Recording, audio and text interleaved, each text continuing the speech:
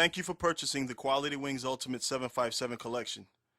This tutorial on the flight management system on the Quality Wings 757 is designed to familiarize you with the basics on functionality of our FMC.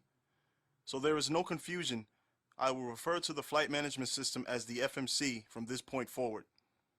Although there are many similarities to the real-world FMC on the Boeing 757, it is important that you understand how we designed ours, as there are many scale downs and differences. The FMC is designed to allow basic users without much understanding of FMCs to successfully complete a flight using minimal input. The FMC does, however, feature enough tools for advanced users to complete flights using more advanced procedures and flight plans, such as those including SIDS and STARS. There is also the ability to add holding positions and so much more that we will briefly touch on further in this tutorial. Before we begin, it should be noted that much of the information in this video tutorial has always been available in the Quality Wings 757 User's Manual. Please reference the User's Manual for further reading and more detailed information. The main interface with the FMS system is via the Control Display Unit, which I will refer to from this point on as the CDU. The CDU can be accessed in both the 2D panel by clicking the FMS sim icon or by using the Shift key combination Shift+5.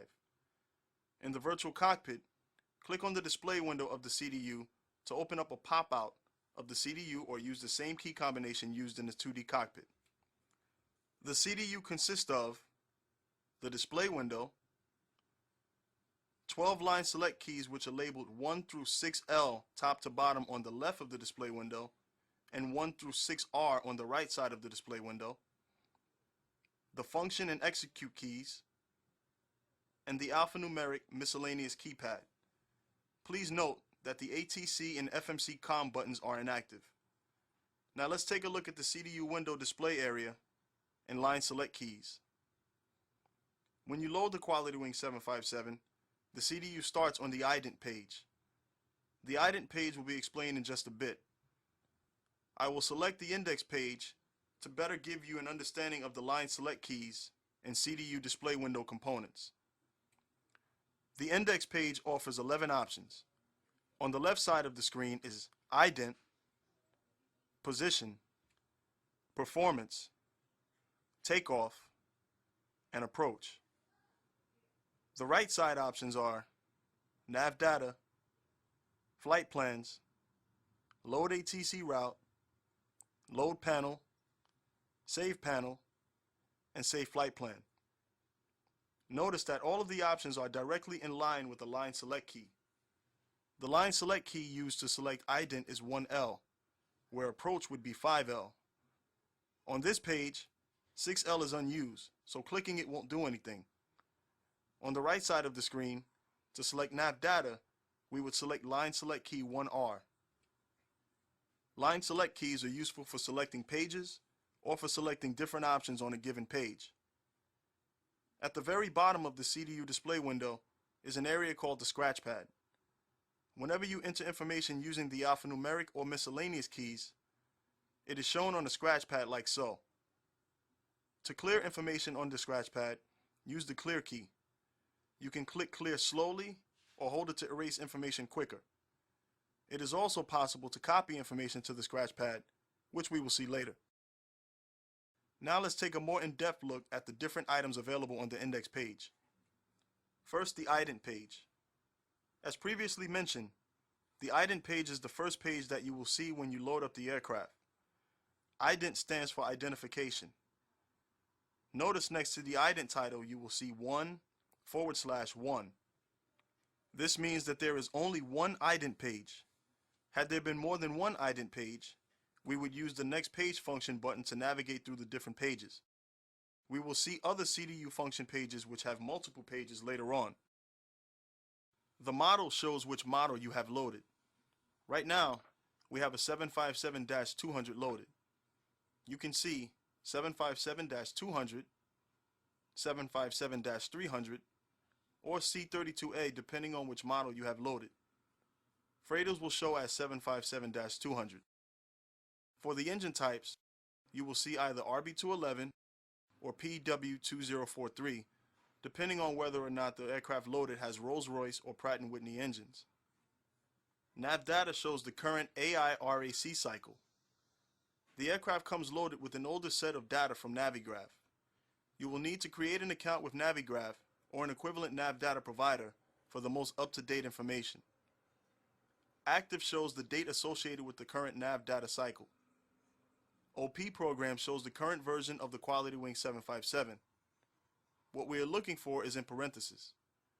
As you can see, I'm using version 1.2, which is Service Pack 2 of the Ultimate 757 collection. Now, to return to the index, I'm going to click Line Select Key 6L. The next page we will look at is the position page. The position page displays position information about the aircraft. It is available from the index page or from the ident page. Here, the FMC detects our current airport along with lat-long coordinates. Other information displayed is simulated Zulu time and date. Position initialization via the CDU for IRS system alignment is not necessary on the Quality Wing 757. Let's return to the index page. The next page we will look at is the performance page. The performance initialization page is used to enter performance data for the FMC. This information is necessary for the FMC to provide vertical navigation commands to the autopilot. Some information is automatically sent to the Quality Wings FMC, such as gross weight, which is the total weight of the aircraft, fuel quantity on board, and zero fuel weight, which is gross weight minus fuel. This includes aircraft empty weight plus payload. Payload is the weight of passengers and cargo. Other information on this page is reserves, cruise altitude, and cost index. Notice that these fields have boxes. Boxes mean this information is required for the FMS system. Dashes means this information is optional. You may see dashes on other CDU pages. Reserves is where the reserves fuel is entered. Cruise altitude is just that. Altitudes above 10,000 feet can be entered omitting the last zero. For instance, if planning for a cruise altitude of 30,000 feet, just enter 300 into line select key 1R and the cruise altitude will display flight level 300. Cost index is the number used by airlines to balance cost versus time. The table used by the Quality Wing 757 is from 1 to 999. Using a low cost index will result in a slower VNAV profile, resulting in longer flights, but more fuel savings, where using higher numbers will result in speedier flights consuming more fuel. The Quality Wings FMC doesn't have advanced performance computations or economy profiles, so it will be up to you to experiment and find which settings work for you. The takeoff reference page shows the following information. Takeoff flaps, which by default is flaps 15. You can change the pre-selected number via the Quality Wings configuration file, or you can change it on the fly by typing an available takeoff flap setting into the scratch pad and selecting line select key 1L. For instance, if I want to change to a flaps 5 takeoff, I type the number 5 and then click 1L. Now the FMC sees that my takeoff flaps are 5. The V-speeds to the right are based on the takeoff flaps and the gross weight. Regarding the V-speeds, once the takeoff page is accessed, the V-speeds will show on the Mach airspeed indicator and the airspeed tape if you are using a speed tape ADI. The Excel height can be set via the Quality Wings config file or can be changed on the fly. The Excel height is the height in which the throttles retard to climb power automatically if the auto throttle takeoff mode is used. Now back to the index to look at the remaining items. The last item on the left column is the approach page. The approach reference page is used during the approach, and in flight it can be accessed by clicking the init ref function button. Information on the approach page is gross weight, flap options, and the VREF speed based on the inline flap setting and gross weight. To select the landing flaps you would like to use, press the line select key next to the one you want to use, and then press the line select key next to the flap /speed to set it. This will add the VREF speed to the airspeed tape, and it is also required for the landing checklist to operate properly. Other information that can be shown on the approach page is information about the arrival runway. This information will only show when an arrival runway is selected on the departure arrival page and can include available runway distance, ILS frequency, and front course. Back to the index page, and now let's shift to the right column's options. First is the nav data page. This page can be used to get some specific information on a nav aid. I will enter TEB in the dashes under ident to show information for Teterboro Airport's VOR. You will see that the nav aid TEB has multiple references in the database. The VOR closest to the current position of the aircraft is shown on top. To select the top one, click the line select key next to it. Had there only been one reference for TEB, then this page would have shown as soon as TEB was entered. Back to index, and now let's look at flight plans. Flight plans shows all flight plans available in your flight plans folder. The location of the flight plans folder is inside the Quality Wings folder in your flight sim installation. Back to the index page, notice the Save Flight Plan option at 6R. All flight plans saved here go to the flight plans folder, so it is good practice to save your entered flight plans for easier fetching. Flight plans saved here are saved into the origin destination format. For instance, saving a flight plan from KORD to KATL will be saved as KORD KATL. This is useful to know because you can enter this into the company route prompt on the route page to quickly load a route. I will make a note of the company route prompt when I'm on the route page.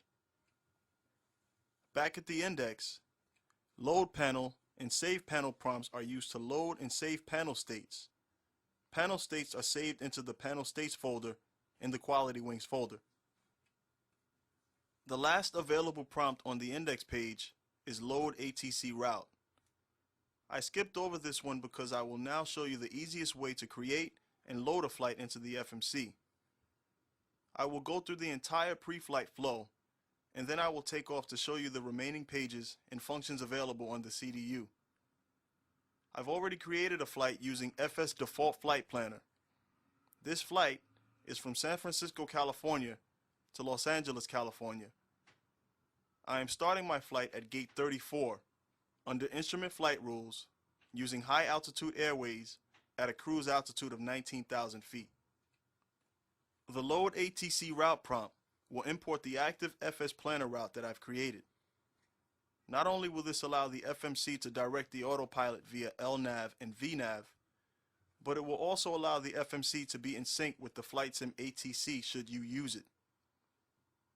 Clicking on the load ATC route prompt will bring us to the route page where we see that the origin and destination boxes are pre-filled.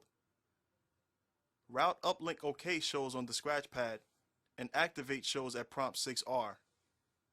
Click activate and then the execute light illuminates. Press execute and notice that the route title changes to active route, which is your indication that the route is active. Route uplink in the scratch pad will clear automatically. And while on the route page, notice the company route space. Should you need to access the route page again, it is available via the function key labeled RTE. The next step in the pre-flight flow is the perf init page. Notice that the cruise altitude is pre-filled. Choose reserve fuel and a cost index.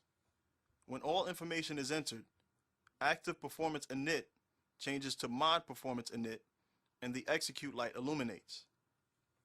Line select key 6L changes to erase just in case this isn't a change that you want to make. I will press execute to confirm the changes. Now, I'll proceed to the takeoff page. If you are satisfied with the takeoff page, there is only one final action required to complete FMC pre-flight. At the moment, pre-flight is not totally complete.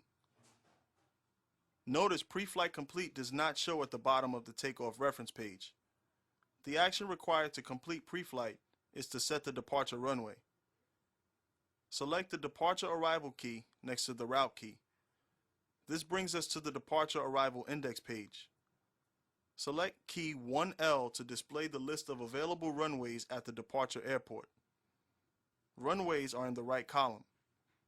Advanced users who are familiar with SIDS can find them in the left column. To select a runway, use the appropriate line select key.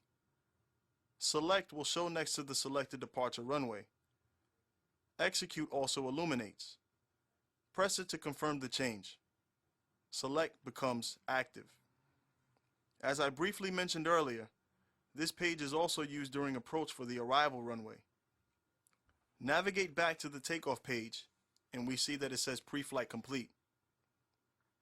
Before we depart, let's take a look at the two other FMC function keys.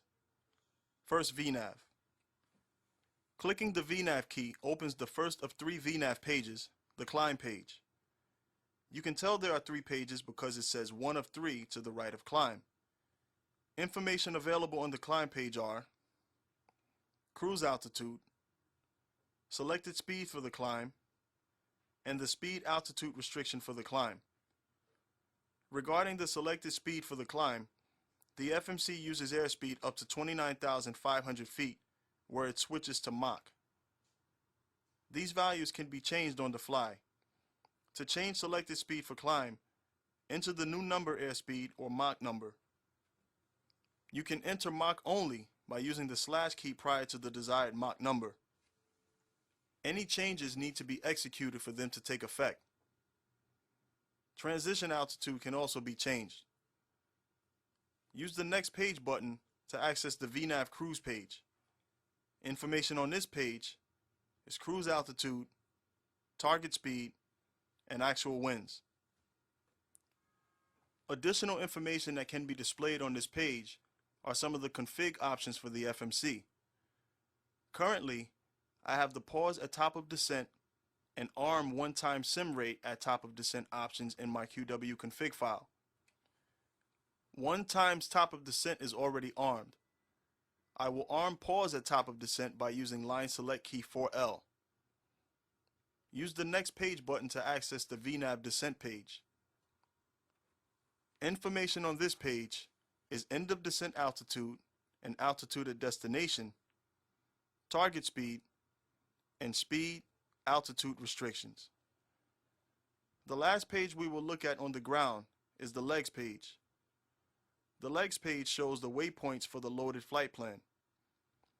The active waypoint is highlighted in green. The number above the legs shows the heading to the waypoint. The distance to the waypoint is shown in the center column. The speed and altitude expected for the arrival at that waypoint are shown to the right. The route page can be accessed by hitting the line select key next to route data at 6R. If the EFIS control panel is in the plan mode, then map center step shows at line select key 6R. Pressing 6R now allows you to view and step through the legs on the route on the EHSI or nav display if using the retrofit cockpit. The final 3 pages, fix, hold, and progress, will be viewed while I'm in flight.